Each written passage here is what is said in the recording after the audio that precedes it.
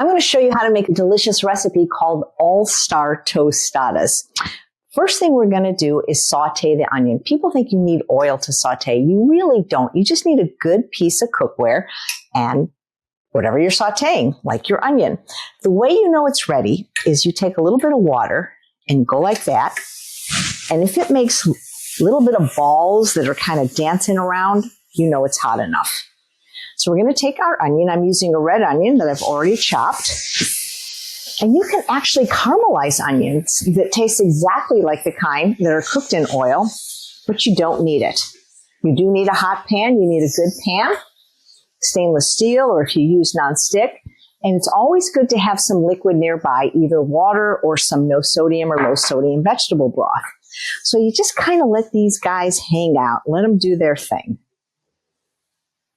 So you kind of feel like when it starts to get a little bit dry, and then you can move it and you can see, wow, look, it's really starting to brown. And then is when you add just a little bit of water.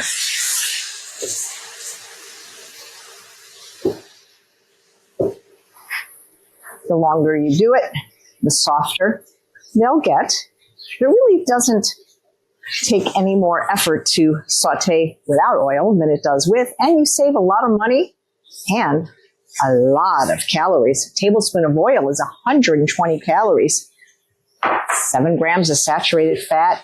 You really don't need it. The onion has just enough flavor on its own. Once it reaches that point, it takes a lot less time to get it to get nice and brown. The longer you cook it, the more brown it will be. But you got to kind of let it hang out a little bit first. Again, have your water or broth nearby.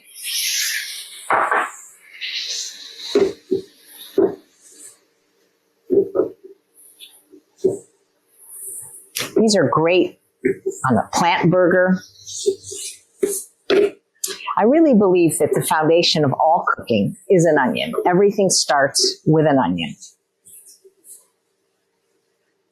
Believe it or not, you can saute onion like this and even freeze it, and then it's ready for whenever you need a sauteed onion.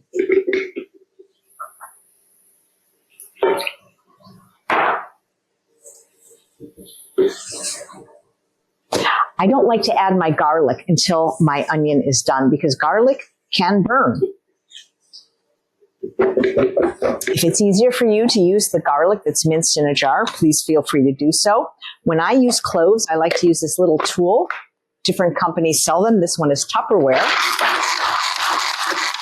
You get a nice workout. You can also use your other arm. The more you pull, the finer the mince.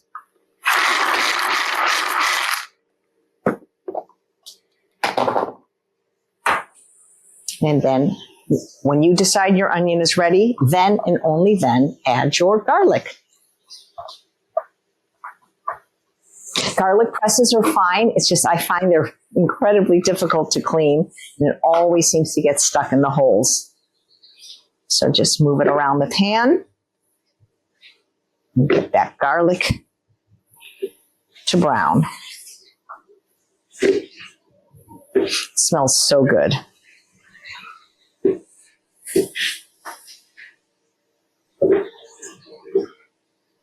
Next, I'm going to add my mushrooms. These are sliced crimini mushrooms. They might be baby Bella. They look the same to me, but whatever kind you like. Move them around the pan. You know, an easy way to slice mushrooms is with an egg slicer. You get one at the 99-cent store. Maybe you have one in your drawer. And again, anytime you feel like it's a little dry, just add a little bit of water. Mushrooms actually release a lot of water. So as they start to cook down a little, add just a little bit of water.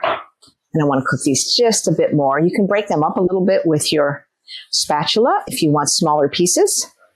These look amazing, and if little pieces start to stick, that's when you add your water. And it won't stick.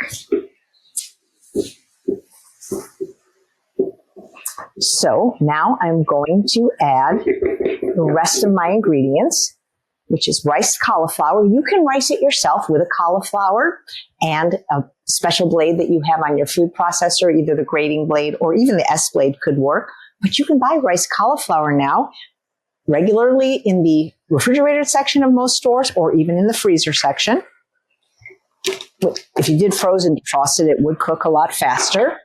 And then I'm going to add my fire roasted tomatoes. These are salt-free, but you can get salted ones if you prefer, or even not fire roasted ones. And my seasonings. I've got tomato paste, cumin, oregano, chipotle powder, smoked paprika, and salt-free chili powder. So we're just going to add that to the pot or the pan, mix it all up together. And we want to bring this to a boil so it will start cooking. So the riced cauliflower, when it's cooked with all these wonderful Mexican seasoning, will taste a lot like chorizo.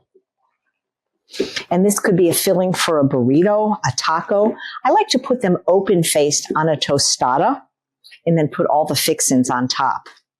But we do need to cook this till the cauliflower is soft. So after it cooks for about 10 or 15 minutes and all the liquid is absorbed and the cauliflower is nice and soft, it is ready. This is so delicious. It makes so much. You might have to freeze some or have some friends over. You know what I did once, though, with the leftovers? I actually dehydrated it and made the most delicious, crunchy sprinkles for soups. So the way I plate it is I take my tostada. These I make myself just in the air fryer for 5 minutes out of a tostada that's organic and made from just corn. I've got different accoutrements here. I've got some vegan sour cream, guacamole, pico de gallo, some purple cabbage, and some shredded lettuce.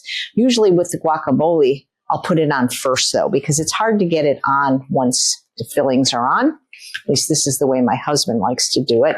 He likes to put his guacamole on first. So we got that. Let me turn the heat off now. And again, you can just fill a burrito with this as well. A lot of times we'll have potlucks. If they're at my house, I'll have this and people can make their own. You can even have things like corn on the side. There we go. Nice. And then a little bit of shredded lettuce is always good. And for color and extra crunch, a little bit of purple cabbage. White cabbage would be great too. And your favorite salsa or pico de gallo. Oh, so good. Maybe just come on out. Just a little. You'll put olives too. Look at that. Oh my goodness. Doesn't that look delicious?